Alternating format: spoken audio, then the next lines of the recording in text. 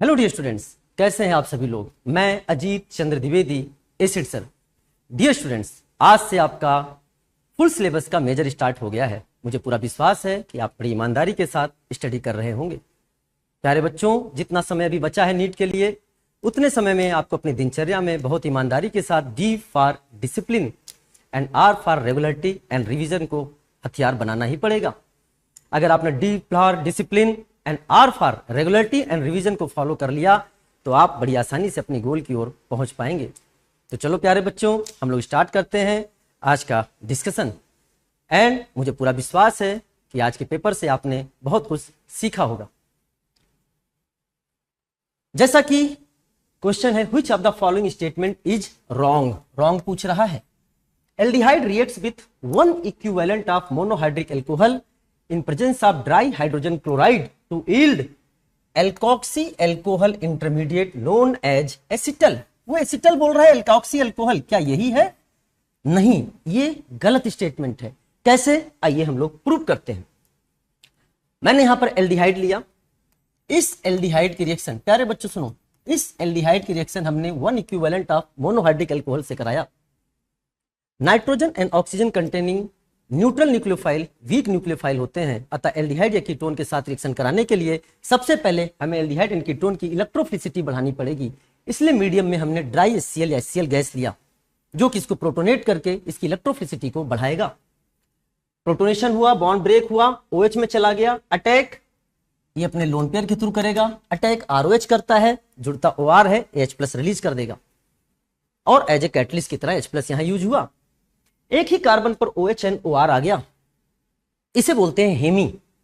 और अगर ये जो बना हुआ कंपाउंड है ये एल्डिहाइड से आया है तो इसे बोलते हैं एसिटल। कैसे पता चला कि एल्डिहाइड से आया है?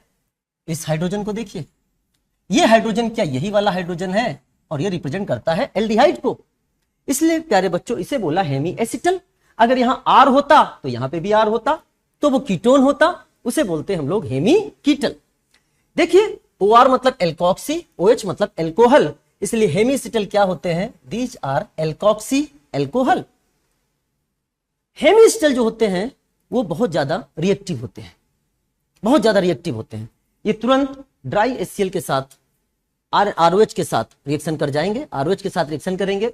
ड्राई HCl प्रोटोनेट करके OH को प्रोटोनेट करके वाटर बाहर निकाल देगा एंड अटैक ROH करेगा, जुड़ेगा OR। एक ही कार्बन पर OR and OR, geminal position बन रहा है। Gem alkoxy alkoxy dialkoxy, इसे बोलते हैं एसिटल। ये एल्डिहाइड से आया है इसलिए बोलेंगे एसिटल। यहां R होता तो उसे बोलते कीटल। तो देखिए, जो हेमी एसिटल है वो एल्कोक्सी अल्कोहल है, यानी alkoxy alcohol is a hemiacetal. बल्कि उसने क्या बोल दिया कि जो आपका एल्कोक्सी अल्कोहल है वो एसिटल है। नहीं साहब, एसिटल तो जेम डाई एल्कोक्सी कंपाउंड है, इसलिए स्टेटमेंट गलत है। ठीक है, अगर यहां पे कीटल होता, कीटल तो कीटल हो या एसिटल हो वो क्या होते हैं? Gem dialkoxy compound. Hemiacetal या हेमीकीटल होता है वो क्या होते हैं? आपके एल्कोक्सी एल्कोहल। यहां इन द प्रेजेंस ऑफ एल्डिहाइड की बात करी गई है। चलिए साहब, यानी ये स्टेटमेंट अगर हम आपके सामने बोले तो ये रॉन्ग है, क्योंकि एल्कोक्सी एल्कोहल जो होते हैं वो होते हैं हेमी एसिटल। अगला क्वेश्चन है type, sodium bisulphide are useful for separation and purification of aldehyde. ठीक है, ये मान लीजिए एल्डिहाइड है, कीटोन भी हो सकता है, some ketone, generally aldehyde, because aldehyde is more reactive. Sodium bisulphite के साथ रिएक्शन किया और आपका एडिशन, न्यूक्लियोफिलिक एडिशन रिएक्शन के through there is a formation of, mechanism की बात यहां नहीं होगी प्यारे बच्चों। यहां पर देखिए, ये बॉन्ड ब्रेक हो गया, बॉन्ड ब्रेक होके आपके सामने O- Na+ और यहां पे आ गया SO3H। आफ्टर दैट प्यारे बच्चों ध्यान से देखना, ये SO3H जो है एक स्ट्रॉन्ग एसिड है, O- एक बेस है। यहां पर क्या होगा? Intramolecular proton transfer, acid base reaction, और यहां पर इसने H+ यहां से एक्सेप्ट कर लिया OH and SO3Na। This is called bisulphide addition compound, और एक क्रिस्टलाइन कंपाउंड बनता है, व्हाइट क्रिस्टलाइन प्रोडक्ट बनता है, एक एडक्ट का फॉर्मेशन होता है, जो कि प्रैक्टिकल ऑर्गेनिक केमिस्ट्री के लिए इन्वॉल्व हो जाएगा। एंड ध्यान सुनना, मान लीजिए हमारे सामने इंप्योरिटीज है एल्डिहाइड के अलावा, दूसरे भी कंपाउंड, एल्डिहाइड कीटोन के अलावा दूसरे भी कंपाउंड जिनकी इंप्योरिटीज है, हमें उसमें से इस एल्डिहाइड को एक्सट्रैक्ट करना है, या सम कीटोन है उनको एक्सट्रैक्ट करना है, बाहर निकालना है। तो हमने इस रिएक्शन के थ्रू क्रिस्टलाइन प्रोडक्ट बना के उनको बाहर निकाल दिया। This is the separation. चूंकि रिवर्सिबल प्रोसेस है, वापस से हम क्या करेंगे, इनकी डाइल्यूट मिनरल एसिड या एल्कली के साथ या बेस के साथ रिएक्शन करा के वापस से हम यहां से जो हमारा कार्बोनाइल कंपाउंड है उसको हम लोग यहां प्राप्त कर लेंगे। एल्डिहाइड है तो एल्डिहाइड एंड सम कीटोन्स है तो सम कीटोन्स। सम कीटोन्स क्यों बोल रहे हैं? Due to steric reason. प्यारे बच्चों ध्यान से समझना, ये चीजें क्लास में एक्सप्लेन करी जाती हैं आपसे कैसे रिएक्शन हुआ, लेकिन यहां मैं आपको डायरेक्ट बता रहा हूं। हाँ, अगर आप एनसीईआरटी देख रहे होंगे तो इंग्लिश की एनसीईआरटी में यहां पर आपको लिखा मिलेगा OSO2H एंड यहां पर आपको लिखा मिलेगा OSO2Na, लेकिन हिंदी की एनसीईआरटी में यही लिखा हुआ मिला है। रियल में अगर मैं बात करूं, सल्फर की न्यूक्लियोफिलिसिटी ज्यादा होती है, सल्फर से ही लिंकेज जो होता है वो मेजर प्रोडक्ट होता है, लेकिन आपके एनसीईआरटी में OSO2Na भी लिखा हुआ है। ठीक है, हम मानेंगे एग्जाम में आएगा, कोई एक आएगा, बल्कि रिसेंटली एग्जाम में आ चुका है OSO2Na, हम उसी को टिक करके आगे बढ़े थे। दोनों एक साथ नहीं आएगा, कोई एक आएगा, इसलिए आपका दोनों जानना बहुत जरूरी है। The hydrogen sulphide addition compound is water soluble and can be converted back to the original carbonyl compound by treating it with dilute mineral acid और alkali, therefore these are useful for separation and purification of aldehyde. And इस line पर JEE mains 2025 में question आ चुका है प्यारे बच्चों। And बात सुनिएगा बेटा, जनरली एल्डिहाइड्स ग्लूकोज को छोड़कर, ग्लूकोज ये टेस्ट नहीं देता, some ketones and cyclic ketone up to 7 member ring ये टेस्ट देते हैं। चलिए बेटा, नाउ द नेक्स्ट, यानी ये स्टेटमेंट हमारा कैसा है?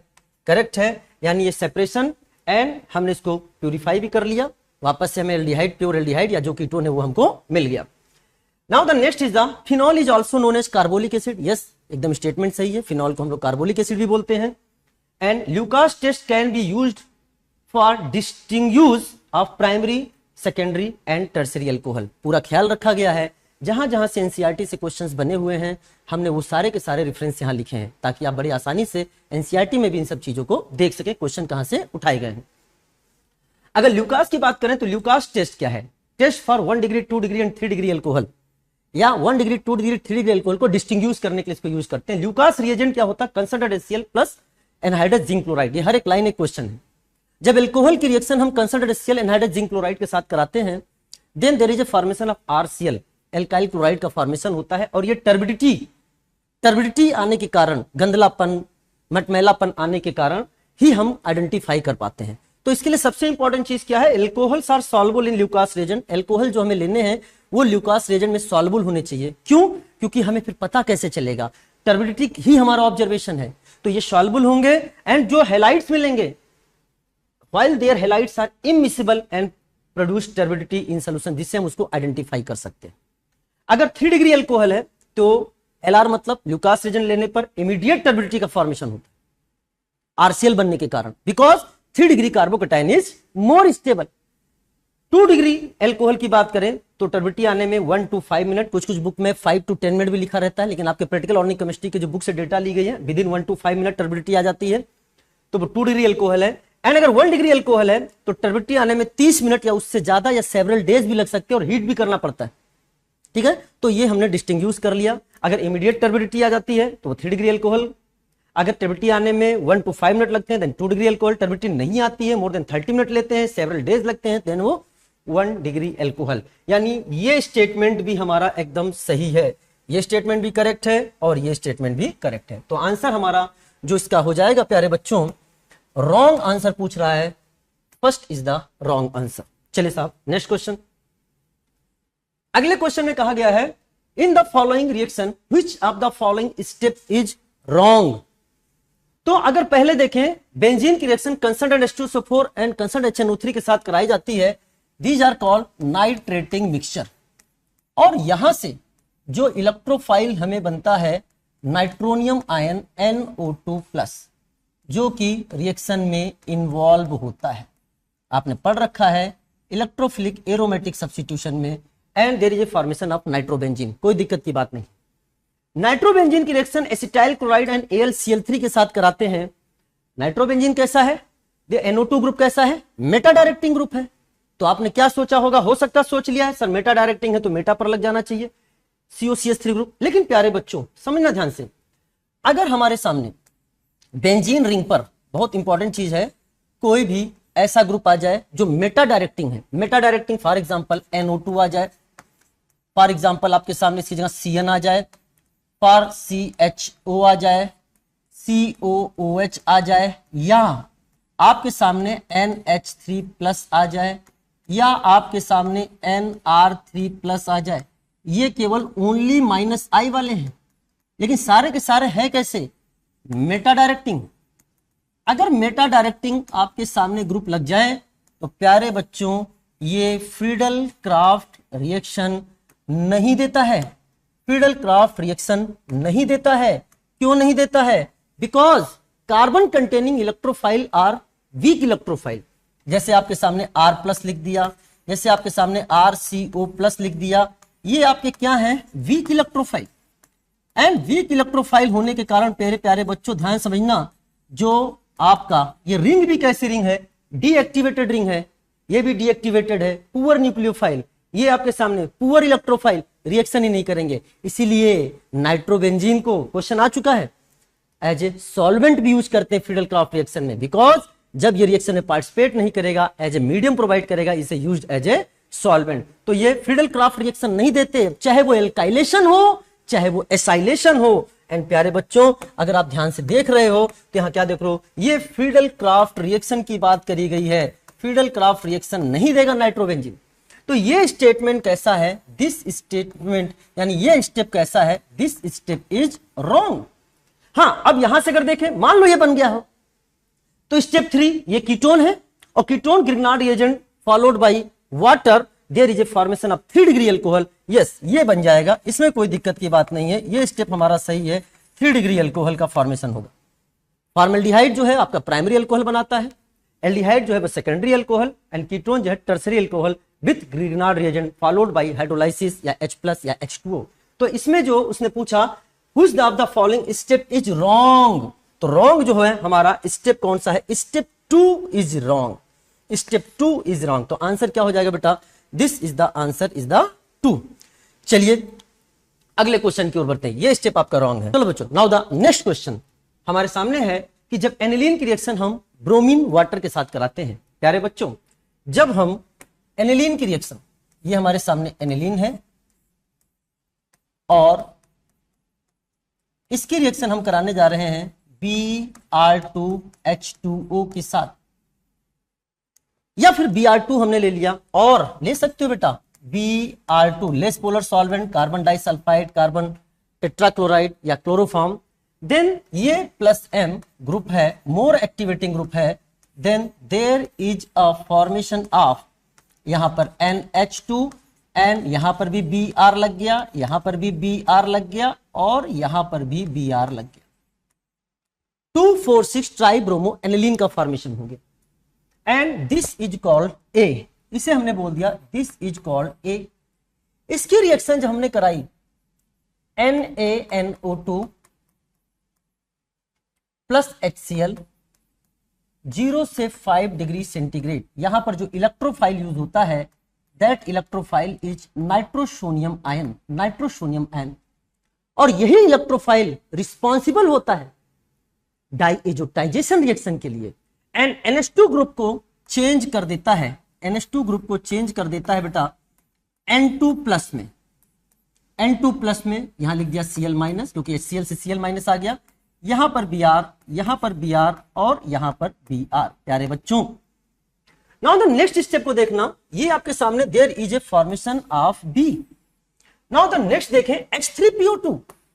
अच्छा सुने, यहां पे चाहे वो H3PO2 लिख दे, या फिर इसके साथ वाटर इन्वॉल्व होता है H3PO2 H2O, या फिर ले ले वो CH3 CH2OH इथेनॉल ले ले, कुछ भी ले ले इसमें से, तो N2+ ग्रुप हट जाता है, ये एक रिडॉक्स रिएक्शन है, और there is a formation of, यहां पे क्या है Br, यहां पे क्या है Br, और यहां पे क्या है Br, there is a formation of 1,3,5 tribromobenzene, 1,3,5 tribromobenzene का फॉर्मेशन हो जाता है, and this is the product C। तो आपका आंसर हो जाएगा देर उसने पूछा है कि बताइए ये सी क्या होगा, तो answer is the 1। And this process is called as reductive deamination. यहां से इस प्रोसेस को हमने क्या किया, NH2 को N2+ बना के हटा दिया। आपके NCERT page number and interest question का यह है, हमने यहां पर पुरानी एनसीईआरटी एंड न्यू एनसीईआरटी दोनों का रेफरेंस दिया है। आपके पास जैसी एनसीईआरटी है आप उसको फॉलो करें। प्यारे बच्चों, आप के पेपर में यहां पर एक डी लिखा हुआ आया होगा, मिसप्रिंट है, उसे आप लोग अवॉइड करना। यहां मैं आपके शब्दों का एंड आपके विचारों का यहां पर भी मैं सम्मान करूंगा एंड करता हूं। चलिए प्यारे बच्चों, नेक्स्ट क्वेश्चन, अच्छा उसको समझाने के लिए नेक्स्ट क्वेश्चन से पहले, replacement by hydrogen, certain mild reducing agent like hypophosphorous acid that is a phosphinic acid, नाम दोनों याद रखना है, और ethanol reduces diazonium salt to arene and themselves get oxidized to phosphorus acid and ethanol respectively। तो देखो H3PO2 लिया, यहां से क्या किया, N2+Cl- N2+Cl- की जगह क्या आ चुका है, HH, N2 गैस इवाल्व हुआ, H3PO2 लिया तो H3PO3 बना। इसने सामने को क्या किया है, रिड्यूस, खुद क्या होगा, ऑक्सीडाइज। एंड अगर हमने इथेनॉल लिया है तो there is a formation of acetaldehyde, और ये एसिटल्डिहाइड 2,4-DNP टेस्ट देता है, गिव्स 2,4-DNP टेस्ट। अगर इथेनॉल लेंगे तो इथेनॉल बनेगा एसिटल्डिहाइड जो 2,4-DNP टेस्ट देता है। ठीक है, आपको बातें क्लियर से समझ में आ गई होंगी। तो यहां पर अगर हम आपसे बात करें, this is the answer is the 1। Now the next question, match list 1 with list 2, glucose Schiff's reagent pararosaniline hydrochloride, जिसे हम मेजेंटा डाई बोलते हैं, पिंक कलर का होता है। जब उसमें SO2 गैस या सोडियम सल्फाइड, या कुछ बुक्स में सोडियम बाइसल्फाइड भी लिखा होता है, उसमें हम प्रवाहित कराते हैं, कलरलेस सोल्यूशन मिलता है। That colourless solution is called Schiff's reagent. And जब उसमें हम वापस से एल्डिहाइड पास करते हैं तो पिंक कलर रीअपियर हो जाता है, एंड ये एल्डिहाइड का टेस्ट होता है, that is the Schiff's reagent, यानी सिप्स टेस्ट। सिप्स बेस अलग चीज है। सिप्स बेस होता है जब हम प्राइमरी अमाइन की रिएक्शन एल्डिहाइड या कीटोन के साथ कराते हैं, तो वहां पर न्यूक्लियोफिलिक एडिशन एलिमिनेशन रिएक्शन के थ्रू जो प्रोडक्ट बनता है उसे बोलते हैं सब्स्टिट्यूटेड इमाइन, जिसे बोलते हैं सिप्स बेस। तो सिप्स बेस अलग चीज है, सिप्स रिएजेंट अलग चीज है। लेकिन प्यारे बच्चों, ग्लूकोज सिप्स टेस्ट नहीं देता, तो ग्लूकोज सिप्स रिएजेंट के साथ टेस्ट नहीं देगा, यानी ए के साथ आपका सेकंड आया, ए के साथ सेकंड आते ही मैच करना है, यानी पहला ऑप्शन कट हो चुका है, एंड थर्ड ऑप्शन भी कट हो चुका है। ए का सेकंड दो जगह मिल चुका है हमको, ए का सेकंड। चलिए साहब, ग्लूकोज HNO3 के साथ रिएक्शन करता है, एक स्ट्रॉन्ग ऑक्सीडाइजिंग एजेंट है जो ग्लूकोज में प्राइमरी अल्कोहल ग्रुप को भी स्टेब्लिश करता है, and there is a formation of saccharic acid, यानी बी का आंसर जाएगा 4, बी का आंसर जाएगा 4। यस, बी का 4। दो में टाई चल रहा है भाई अभी तो मैच का। ग्लूकोज रेड फास्फोरस HI या HI हीट के साथ, रेड फास्फोरस HI एक स्ट्रॉन्ग रिड्यूसिंग एजेंट होता है, वह इसको नॉर्मल हेक्सेन एल्केन तक ले जाता है। देन नॉर्मल हेक्सेन, यानी सी का आंसर हो जाएगा थर्ड, सी का आंसर हो जाएगा थर्ड, एंड सी का आंसर थर्ड होते ही हमें आंसर मिल चुका है, क्योंकि अगले में सी में थर्ड नहीं है, ये गलत हो जाएगा। Answer is the second. And glucose with bromine water is a mild oxidising agent, जिसमें CHO ग्रुप को एल्डिहाइड ग्रुप को किसमें ले जाता है, एसिड में, and there is a formation of gluconic acid, यानी डी का 1। आंसर है डी का 1। ये हमारा एकदम आंसर सही है बेटा, बहुत इंपॉर्टेंट टॉपिक है, पढ़ना। मैंने आपको रिवीजन के लिए पॉइंट भी लिख दिया है कि जब ग्लूकोज की reaction red phosphorus HI heat के साथ कराते हैं तो there is a formation of normal hexane, ये आपके माइल्ड ऑक्सीडाइजिंग एजेंट है ब्रोमीन वाटर, एंड ये CHO को बदल देगा किसमें, COOH ग्रुप में, there is a gluconic acid. HNO3 is a strong oxidising agent है, यहाँ पे ये CHO को तो बदलेगा ही बदलेगा, लेकिन साथ में primary alcohol group 1 degree alcohol group को भी ऑक्सीडाइज कर देता है एसिड में, साइक्रिक एसिड या ग्लूकोरिक एसिड का फॉर्मेशन करता है। एक statement, fructose does not react with bromine water, class में एक्सप्लेन किया गया है क्यों नहीं करता है। यहाँ पे आप डायरेक्ट याद रखें कि fructose does not react with bromine water, इसका एसिडिक रिएजेंट का बिहेवियर, एसिडिक बिहेवियर ही फ्रक्टोज को रिएक्शन से रोकता है। लेकिन अगर हमने यहाँ पे टॉलेंस, फेलिंग या बेनेडिक्ट ले लिया होता, वो एल्कलाइन मीडियम होता है, तो फ्रक्टोज से साथ वो टेस्ट दे देते हैं। क्यों? क्योंकि लॉबरी डुब्रियन 1 इक्वेस्ट्रीन रिएरेंजमेंट के थ्रू, अल्फा टॉटोमरिज्म के थ्रू, रिवर्सिबल आइसोमराइजेशन के थ्रू वो अल्फा हाइड्रोक्सी कीटोन के फ्रक्टोज के कीटोनिक ग्रुप को एल्डिहाइड में चेंज करके वो रिएक्शन देते हैं। समझ में आया? और ये क्वेश्चन भी जेईई मेंस में आ चुका है रिसेंटली, इसलिए इस चीजों को आपको बड़े ध्यान से देखना पड़ेगा। नाउ अगर बात करें सिप्स टेस्ट की, तो आपको देखें बेटा यहां पर ये चीजें आपके साथ में समरी करके ले आया हूं कि ग्लूकोज सिप्स टेस्ट नहीं देता, NH2SO3 अभी थोड़ी देर पहले बताया था, ये भी टेस्ट नहीं देता, N2,4-DNP के साथ भी टेस्ट नहीं देता। No test with this compound, no test with this reagent, and pentaacetate of glucose does not react with hydroxyl amine, indicates the absence of free CHO group. यानी ये पुष्टि करता है इस चीज की कि glucose mainly cyclic hemiacetal form में रहता है, जिसमें अल्फा और बीटा एनोमरिक फॉर्म में होता है, जिसमें बीटा लगभग 64% and alpha 36% and acyclic only 0.02%। And उसके कारण एसाइक्लिक ये टेस्ट नहीं देते हैं इतने कम कंसंट्रेशन होने के कारण। यानी ये evidence of cyclic structure of glucose है। क्वेश्चन पूछा जा सकता है, इंपॉर्टेंट है, इस चीज का ध्यान रखना।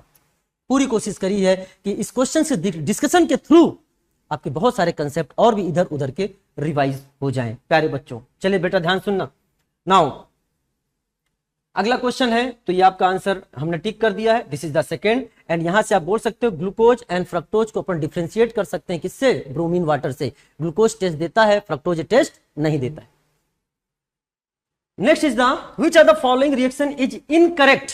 इनकरेक्ट एनसीईआरटी के हर क्वेश्चंस का जहां जहां जितनी बार दे रखा है उतनी बार का रेफरेंस मैंने यहां पर लिख दिया है, चाहे वो आपकी ओल्ड एनसीईआरटी हो, चाहे वो आपकी रिसेंट वाली एडिटेड एनसीईआरटी हो, सब आपके सामने लिखा हुआ है बेटा।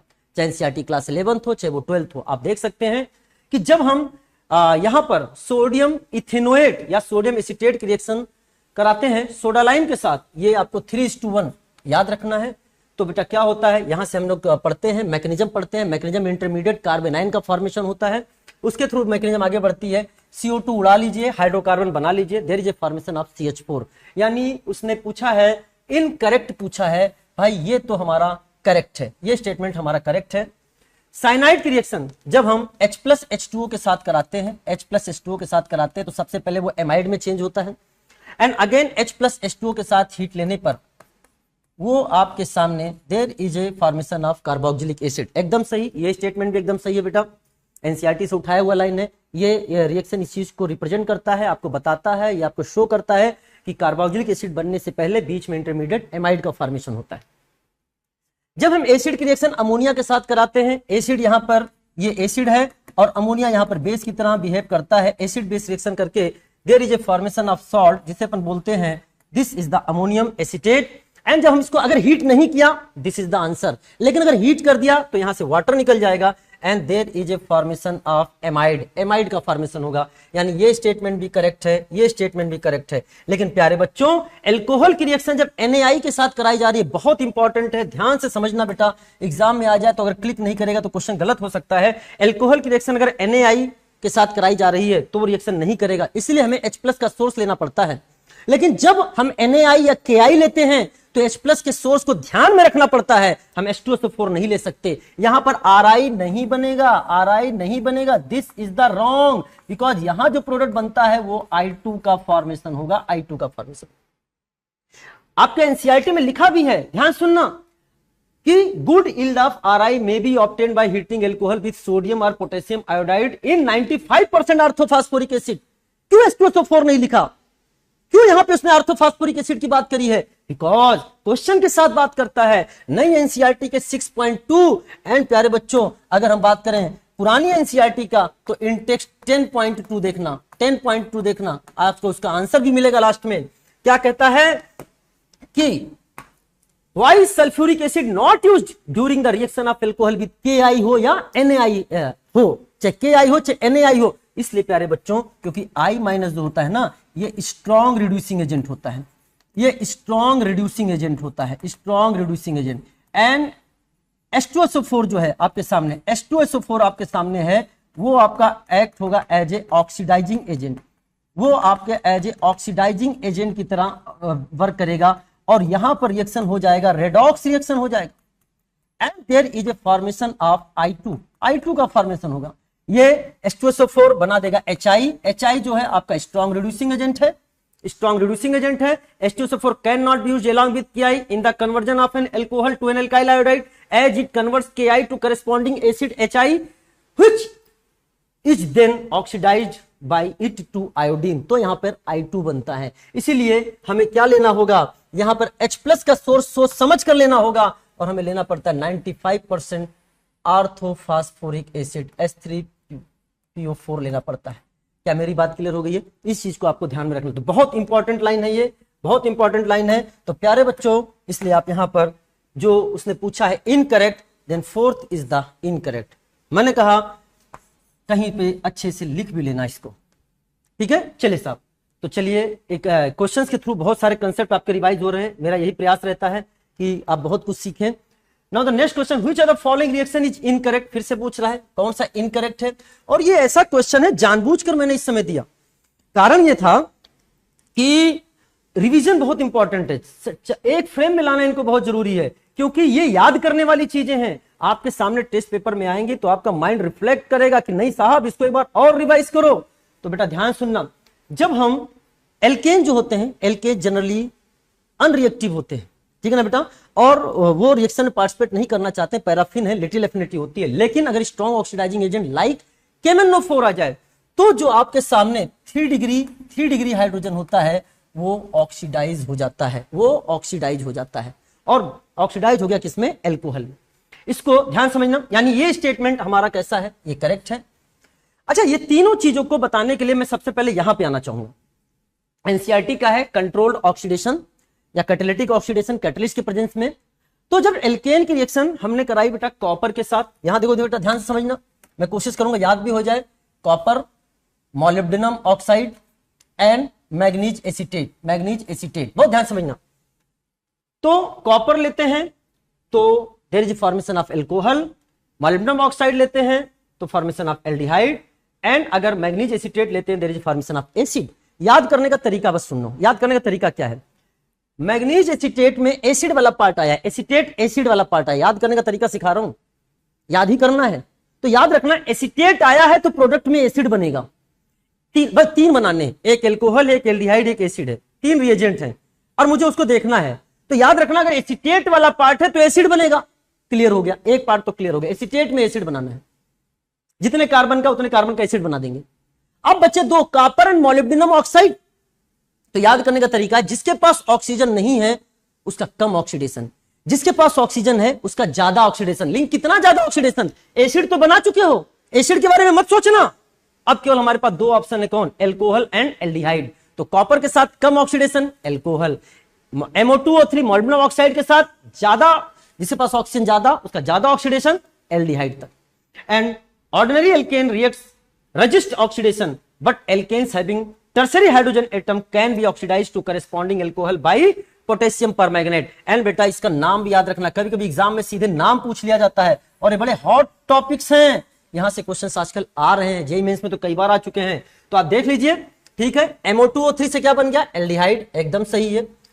CH4 कॉपर के साथ एल्कोहल, एकदम सही है। 3 डिग्री OH KMnO4 के साथ ऑक्सीडाइज हो गया, एकदम सही है। ये हमारा मैग्नीज एसीटेट एसिड बनना चाहिए था ना, नहीं साहब इसने तो एल्डिहाइड बना दिया, ये स्टेटमेंट गलत है। और उसने क्या पूछा है, incorrect, this is the incorrect.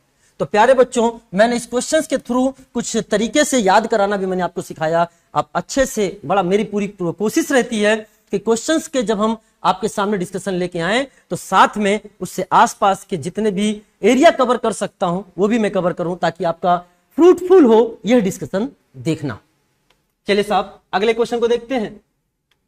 Next question is correct statement about the reaction. हमारे सामने एल्कोहलिक KOH लिया गया है, तो सुनो प्यारे बच्चों, हमने लिया यहां पे CH3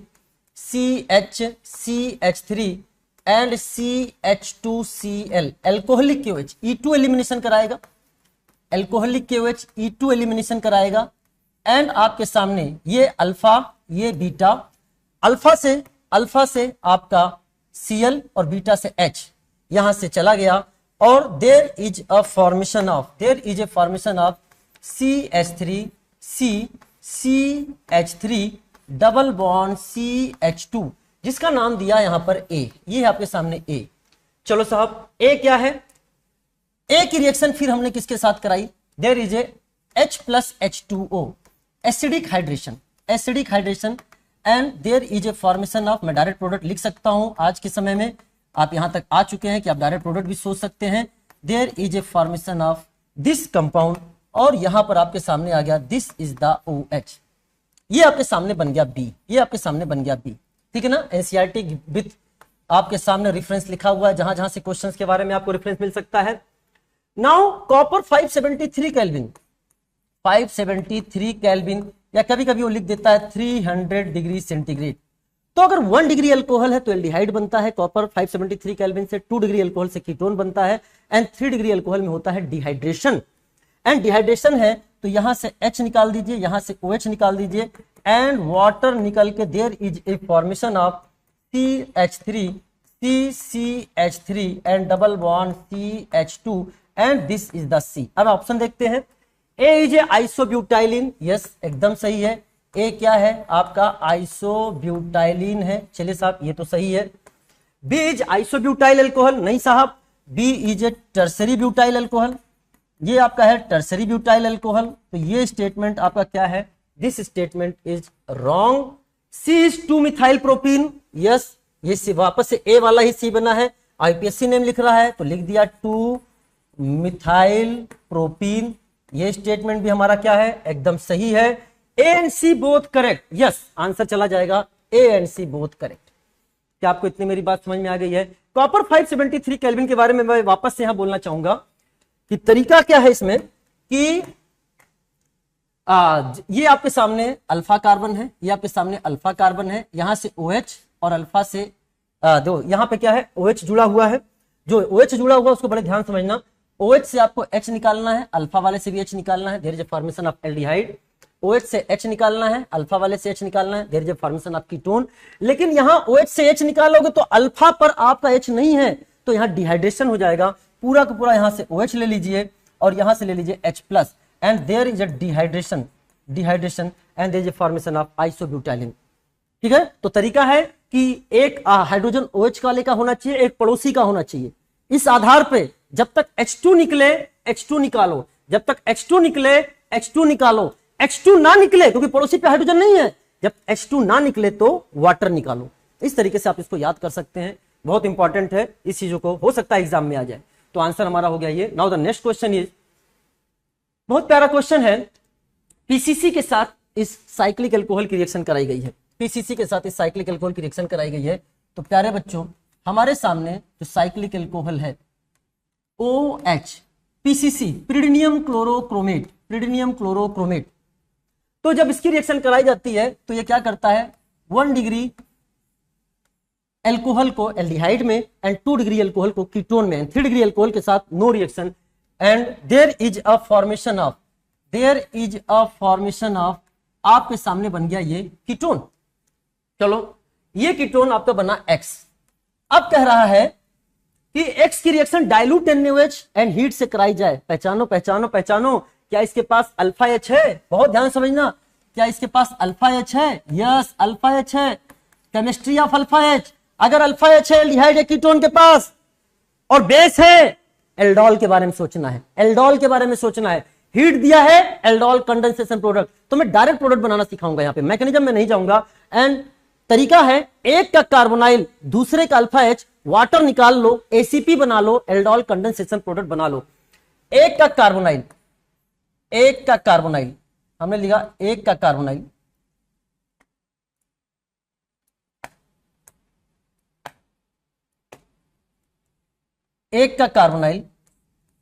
एंड दूसरे का अल्फा H,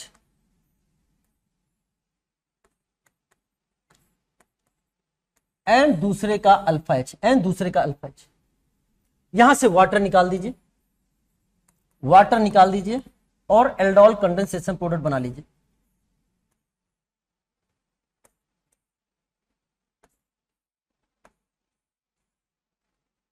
यहां पे ये कार्बोनाइल ग्रुप है।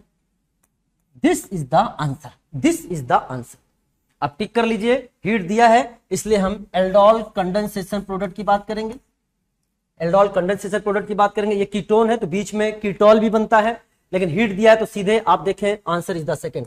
अच्छा, एक चीज और देखना, अगर आपको सीधे आंसर एलिमिनेट करना है तो सबसे फर्स्ट इसको एलिमिनेट करना, क्योंकि जो आपका एल्डोल कंडेंसेशन प्रोडक्ट बनता है उसमें कार्बोनाइल का जो पाई बॉन्ड है, and carbon double bond carbon, इनसे बीच में कॉन्जुगेशन होता है, कॉन्जुगेशन होता है, पाई पाई कॉन्जुगेशन होता है, इसलिए ये प्रोडक्ट इसेंशियली इरिवर्सिबल होता है। Last step E1 CB mechanism, जब आपने पढ़ी होगी इसको, समझ में आया, इन एल्कलाइन मीडियम।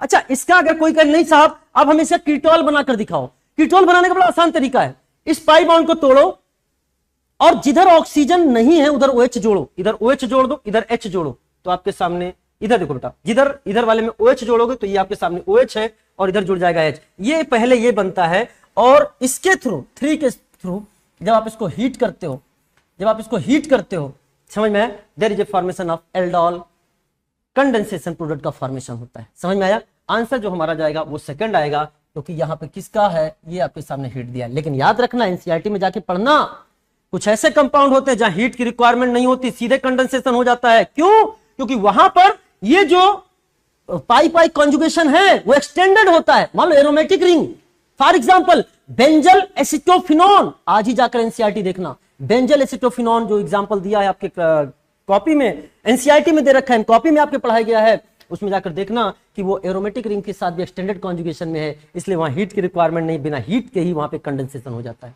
ये कुछ इंपॉर्टेंट चीजें आपको पता होनी चाहिए, और एक बार आईपीएमटी में इस पर आधारित क्वेश्चन आ भी चुका है। तो इसका आंसर हो जाएगा बेटा second. Now the next is the IPSC name of the given compound. देखो एनसीईआरटी से ही कंपाउंड उठाया गया है, तो अगर आप इसको देखेंगे तो आप लिखिए इसको HO एंड CH2, फिर CH2 का होल थ्राइस, मतलब 3 बार लिख दीजिए, हमने 3 बार यहां लिख दिया।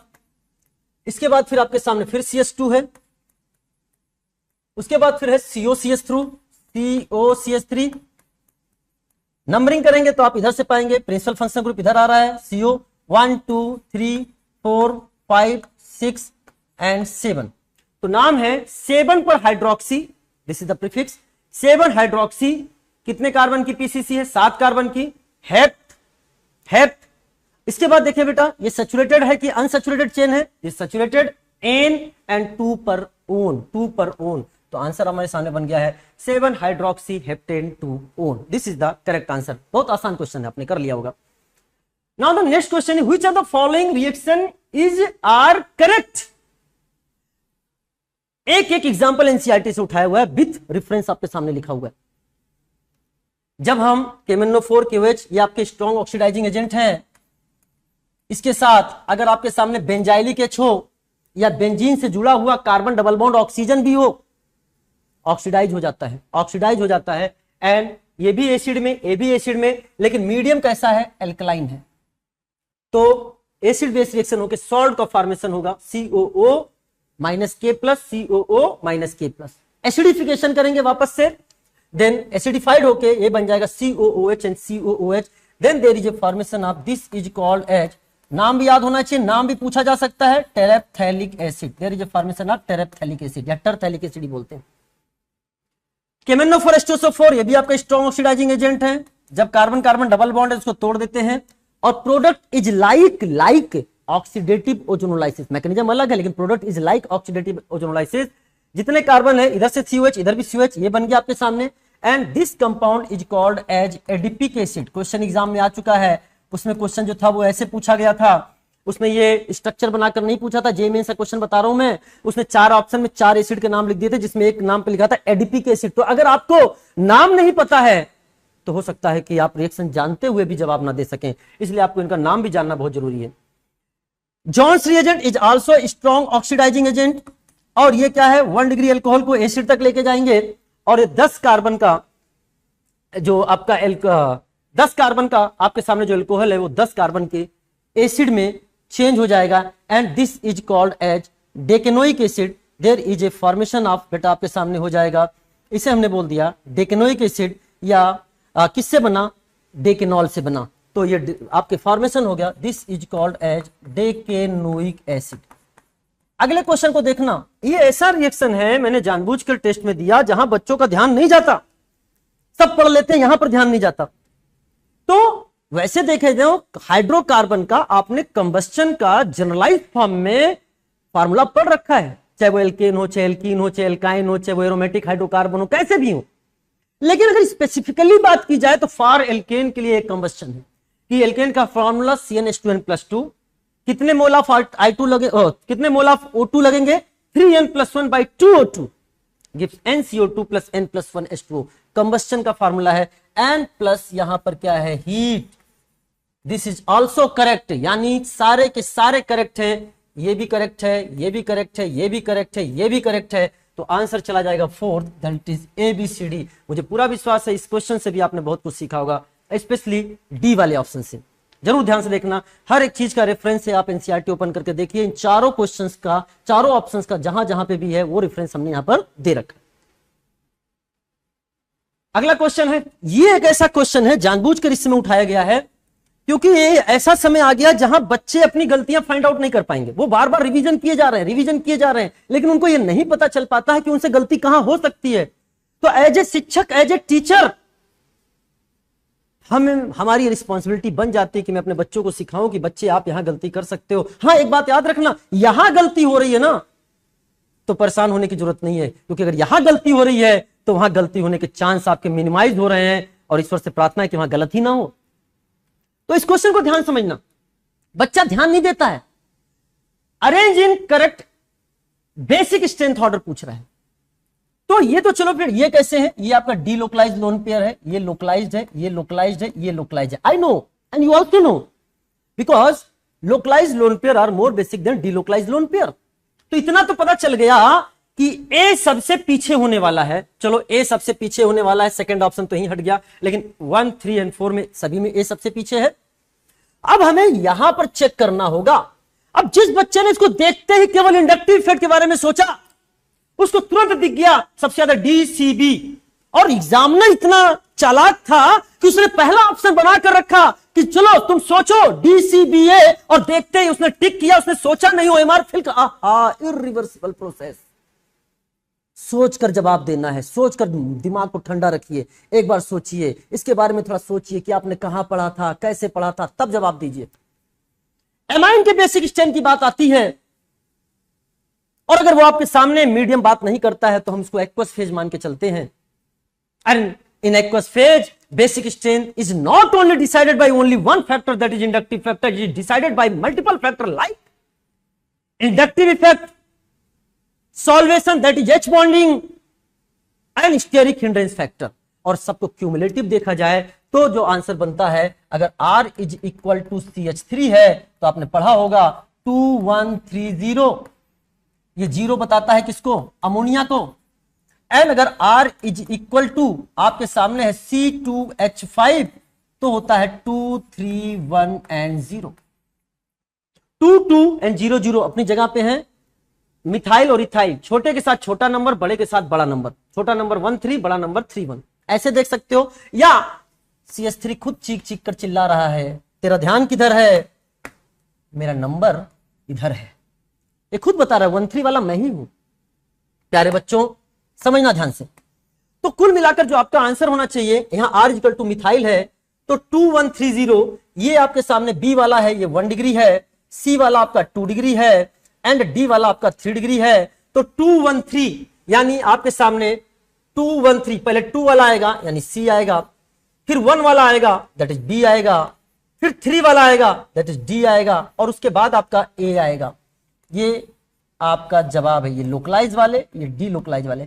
तो आंसर है CBDA, और CBDA को बड़े ध्यान से देखोगे तो आपको आंसर मिल रहा है 3rd।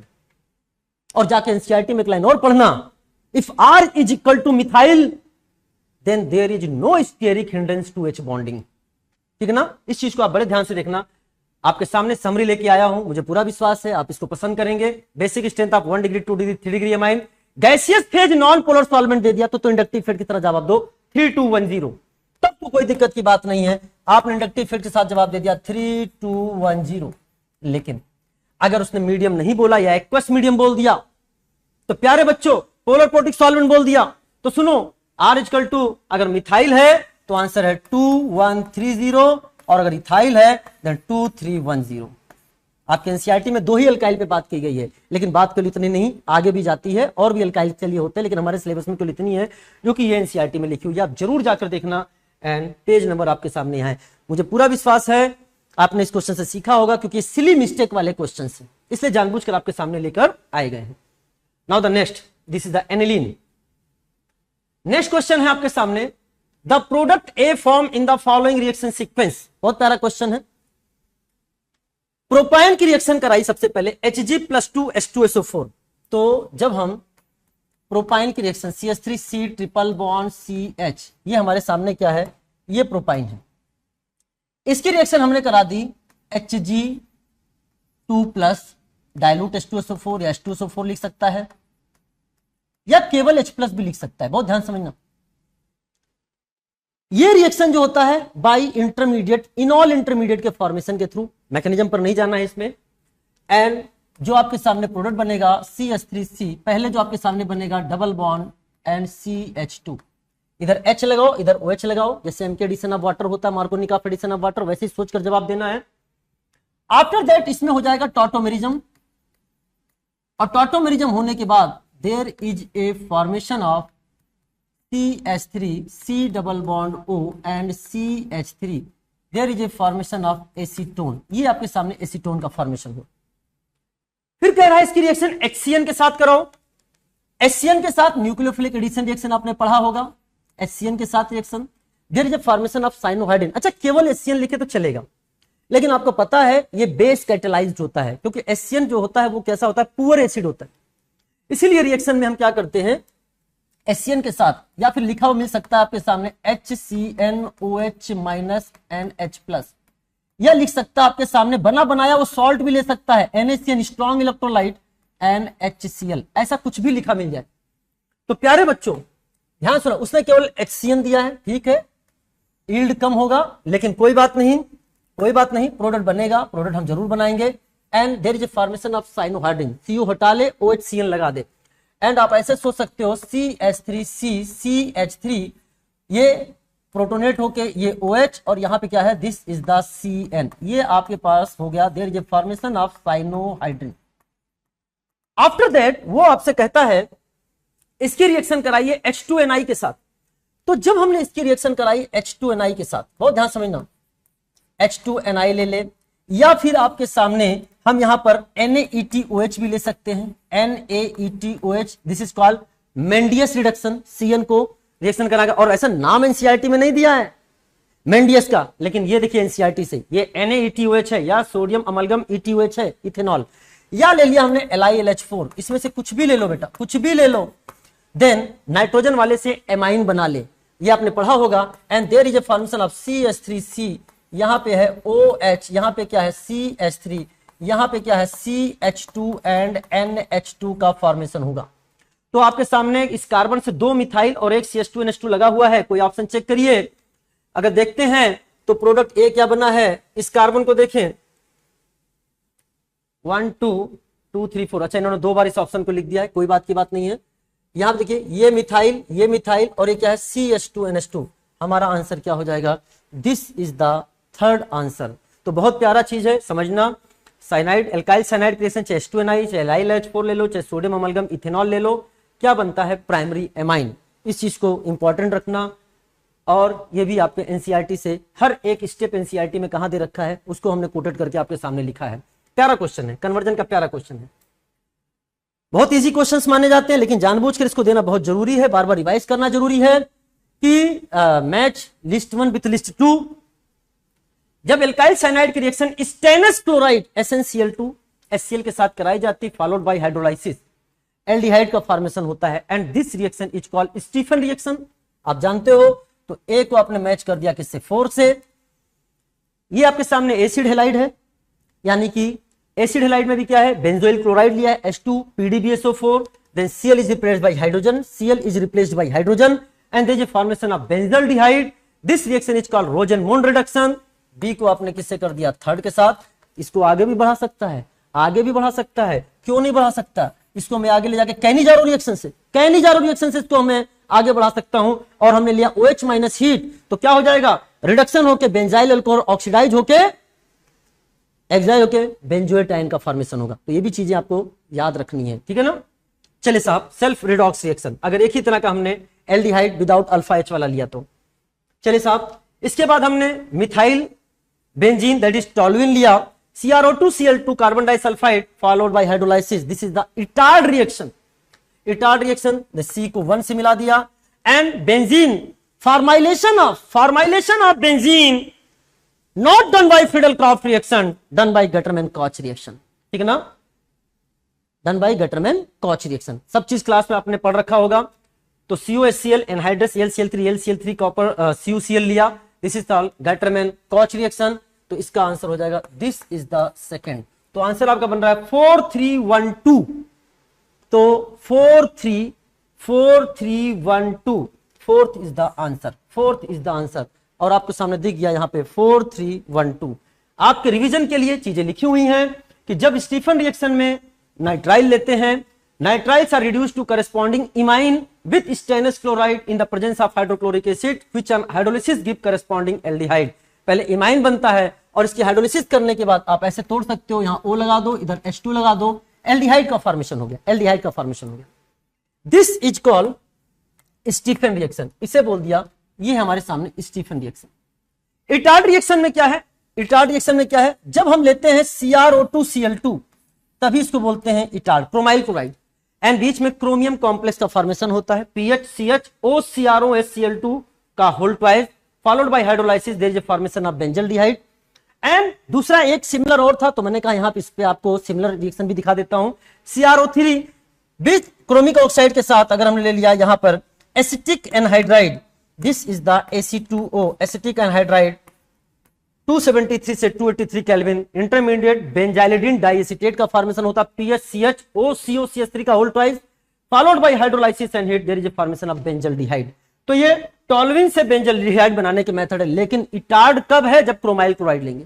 इसके अलावा चलो एक और देख लो, अगर आप टॉलविन से बात करते हो तो आपने ये भी तो देखा ना, एक चीज और देखो, CH3 की रिएक्शन अगर हम सबसे पहले करा दें Cl2H, नंबर 1 पे करा दें Cl2H, ये है free radical substitution reaction and followed by hydrolysis,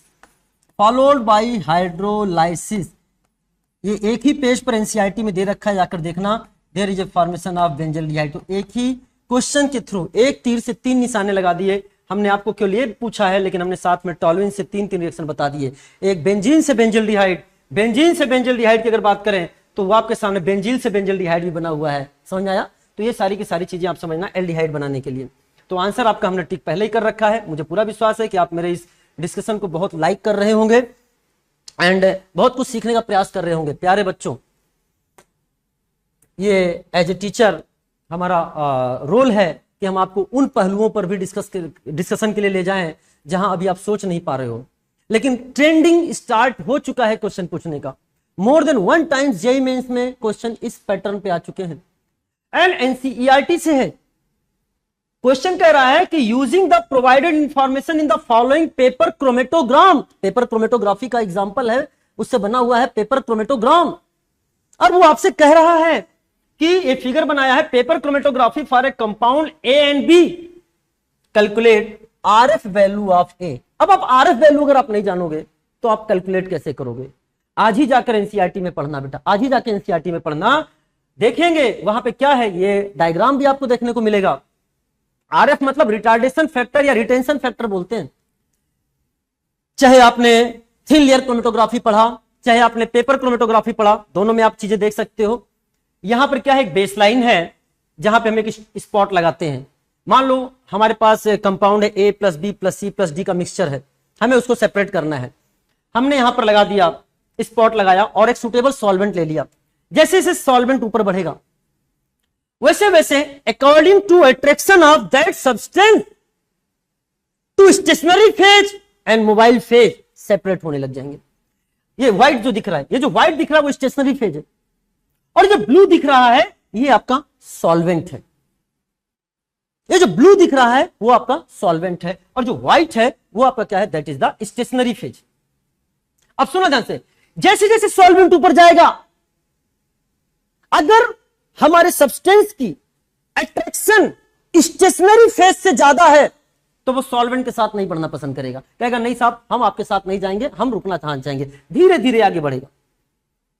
लेकिन जिस सब्सटेंस की एफिनिटी स्टेशनरी फेज से कम लेकिन सॉल्वेंट फेज से ज्यादा होगी, वो सॉल्वेंट के साथ तेजी से ऊपर चला जाएगा। हमें उसकी आरएफ वैल्यू निकालनी है, चाहे वो तेजी से जाए चाहे ना जाए, हर एक कंपाउंड की अपनी कैरेक्टरिस्टिक्स आरएफ वैल्यू होती है। एक पर्टिकुलर कंपाउंड की एक पर्टिकुलर टेम्परेचर पर एक पर्टिकुलर सॉल्वेंट के लिए आरएफ वैल्यू कांस्टेंट होती है। माना वो स्पॉट यहां पे आया, वो कंपाउंड यहां पे आया, बेस लाइन से दूरी x है और सॉल्वेंट फ्रंट जो है y पे आया, तो अपन आरएफ कैलकुलेट करते हैं distance moved by the substance from base line x upon distance moved by the solvent from base line that is y and x upon y।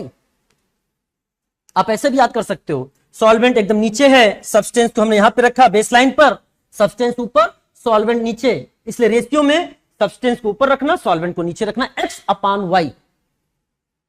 अगर आइडियल है condition तब हम बोल सकते हैं x इक्वल टू y, लेकिन ideal नहीं होता, इसलिए आरएफ वैल्यू जो होती है वो बिटवीन 0 to 1 होती है। ये भी ध्यान रखना, अगर जो वैल्यू 1 से ऊपर है कट कर देना, आंसर हो ही नहीं सकता। तो अगर हमने आरएफ वैल्यू कैलकुलेट करना है। दूसरा चीज, अगर एडजॉर्प्शन ज्यादा है, एडजॉर्प्शन किससे ज्यादा होगा? स्टेशनरी फेज से ज्यादा होगा, तो उसका मूवमेंट कम होगा, वो सॉल्वेंट के साथ तेजी से ऊपर नहीं जाएगा। तो अगर मूवमेंट कम होगा तो x की वैल्यू कम होगी, और अगर x की वैल्यू कम होगी तो x अपॉन y की वैल्यू भी कम होगी, यानी आरएफ की वैल्यू कम होगी। जब एडजॉर्प्शन ज्यादा, मूवमेंट कम विथ सॉल्वेंट, यानी स्टेशनरी फेज से ज्यादा रहेगा, तो x की वैल्यू कम, तो x अपॉन y का रेशियो दैट इज आरएफ की वैल्यू कम। आरएफ की वैल्यू कम कब थी? जब एडजॉर्प्शन ज्यादा था, यानी RF is inversely proportional to adsorption. ये भी क्वेश्चन जेईई मेंस में आ चुका है। जिसका एडजॉर्प्शन ज्यादा उसकी आरएफ वैल्यू कम। तो थोड़ा सा रिवीजन कराया मैंने आपको। अब क्वेश्चन पे आते हैं। उसने बोला आरएफ वैल्यू ऑफ ए, अब ए यानी ये दूरी, ये हमारा एक्स को रिप्रेजेंट करेगा, एंड सॉल्वेंट फ्रंट जो है आपका ये है, ये हमारा y को रिप्रेजेंट करेगा, x अपान y।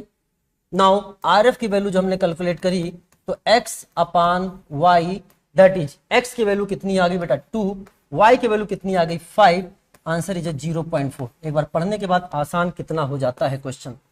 अब ऐसे कई क्वेश्चन आपके सामने आ जाएंगे, कॉन्फिडेंस मिला है आपको, ऐसे क्वेश्चंस कर सकते हो। आज ही जाकर एनसीईआरटी को रिवाइज करना। चलिए साहब, बहुत प्यारा क्वेश्चन था ये, मुझे इसको किसी ना किसी तरह से आपके सामने लेकर आना था, तो मुझे लगा ये सबसे अच्छा प्लेटफॉर्म होगा, तो आपके सामने क्वेश्चन आ गया। Now during estimation of nitrogen, qualitative and quantitative analysis में बात करें तो हम आपके सामने क्वांटिटेटिव एनालिसिस पर चर्चा कर रहे हैं, जिसमें नाइट्रोजन का एस्टिमेशन हम जल्डाल एंड ड्यूमा मेथड से करते हैं। ड्यूमा मेथड में नाइट्रोजन को हम लोग ड्राई नाइट्रोजन के रूप में, ड्राई N2 के रूप में, और जल्डाल में अमोनिया के रूप में एस्टिमेट किया जाता है। यहां हम बात कर रहे हैं जल्डाल की। During estimation of nitrogen present in an organic compound by Kjeldahl method, the ammonia, ammonia यहां का बेसिस होता है, ammonia evolve from 0.5 gram of the compound, यानी W दे रखा है आपके सामने 0.5 gram of the compound in Kjeldahl estimation of nitrogen, neutralize 10 ml of 1 molar H2SO4, find out the percentage of nitrogen in the compound। ये आपका problem 12.22 according to previous NCERT and 8.22 according to new NCERT example लिया गया है। और इसी में आप जाके देखना, आपके एक्सरसाइज पार्ट में भी क्वेश्चन है, वहां से भी क्वेश्चन को सॉल्व करने की कोशिश करना। मैंने डायरेक्ट यहाँ पे फार्मूला लिखा है, क्लास में पूरा कैलकुलेशन होता है कि परसेंटेज ऑफ नाइट्रोजन आपको सीधे याद रखना है, सीधे डायरेक्ट फार्मूले को यूज करोगे आंसर आएगा। Percentage of nitrogen is equal to used milliequivalent of acid Nb into 1.4 upon weight of organic compound. Nb क्या है? N1B1 minus N2B2। N1B1 N2B2 किसको रिप्रेजेंट करते हैं प्यारे बच्चों? इसमें H2SO4 भी है, इसमें एक दूसरा आ जाता है NaOH, जो कि बैक टाइट्रेशन का पार्ट होता है। तो अगर आपके, मैं केवल की पॉइंट बता रहा हूं, अगर क्वेश्चन में केवल H2SO4 दिया है तो आप N into V करके क्वेश्चन को आगे बढ़ा दीजिए। अगर H2SO4 के साथ उसने NaOH भी दे रखा है तो आप क्या करेंगे? H2SO4 का N1B1 निकालेंगे और NaOH का, ध्यान सुना, N1 N2B2 निकालेंगे और दोनों का डिफरेंस करेंगे। तब आपका अगर N1B1 है तो मान लो ये वाला पोर्शन किसको बता रहा है? H2SO4 को, और ये वाला पोर्शन किसको बता रहा है? NaOH को। अगर NaOH नहीं दिया तो केवल H2SO4 को लेकर जवाब दे सकते हो। तो अगर हम H2SO4 की बात करते हैं आपके सामने, तो दे रखा है उसने 10 ml V मिली इक्विवेलेंट 10 ml 10 into n है, लेकिन हम मोलर दे रखा है तो मोलर को हमें नॉर्मल में बदलना पड़ेगा, valency factor 2, then there is 1 into 2 और ये वैल्यू आपके सामने आ जाएगी 20। नाउ आप देखेंगे percentage of nitrogen is equal to, percentage of nitrogen is equal to आपके सामने जो बन के आएगा that is used milliequivalent of acid, यहां पे 20 आ चुका है, 1.4 upon weight of organic compound is 0.5। And जब आप इसको सॉल्व करोगे तो आप देख सकते हो यहां से पॉइंट को हट गया और यहां दिस इज गया 4 times and this is the answer is the 56%। Answer is the 1। प्यारे बच्चों एक इंपॉर्टेंट चीज और देखना, मैंने चाहा इन एडिशन आपको ऐड कर दूं, क्वेश्चन हो सकता है यहां से भी आ जाए क्योंकि हमारे सामने कुछ ही पेपर्स बचे हुए हैं जो आपसे कराएंगे, लेकिन क्वेश्चंस बहुत सारी चीजें हो सकती हैं, इसलिए मैं डिस्कशन में उसके आसपास की भी चीजें एज ए क्वेश्चन आपके सामने लेकर आ जा रहा हूं कि Kjeldahl method is not applicable to compound containing nitrogen in nitro हो गया, एजो हो गया या एजॉक्सी, एजो में जोड़ा ऑक्सी, एजॉक्सी या nitrogen present in ring like pyridine, quinoline, isoquinoline. प्यारे बच्चों समझना, तो एज नाइट्रोजन, तो Kjeldahl method is not applicable for this compound. Why?